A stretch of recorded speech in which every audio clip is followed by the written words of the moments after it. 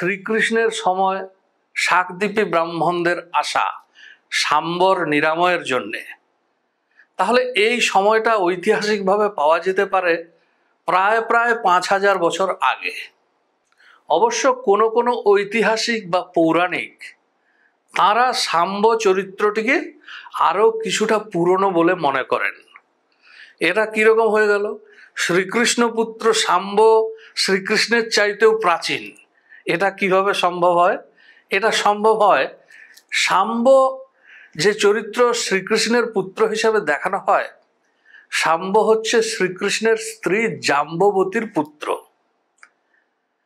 কিন্তু জাম্ববতী তিনি হচ্ছেন ঋক্ষরাজ জাম্ববানের কন্যা, যাকে আমরা রামায়ণে পেয়েছি।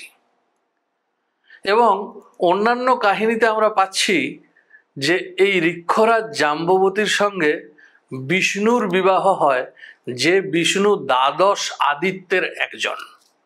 অর্থাৎ শাম্ব চরিত্রটি অনেক পুরনো এবং শ্রীকৃষ্ণ যেহেতু একটি আদর্শ চরিত্র, তিনি একটি বিবাহ করেছিলেন রুক্মিণী দেবীকে। পরবর্তীকালে সত্যভামা এবং জাম্ববতী এবং জাম্ববতীর পুত্র শাম্ব, এইগুলি শ্রীকৃষ্ণের সঙ্গে জুড়ে দেওয়া হয়েছে। এইগুলি প্রক্ষিপ্ত কাহিনী।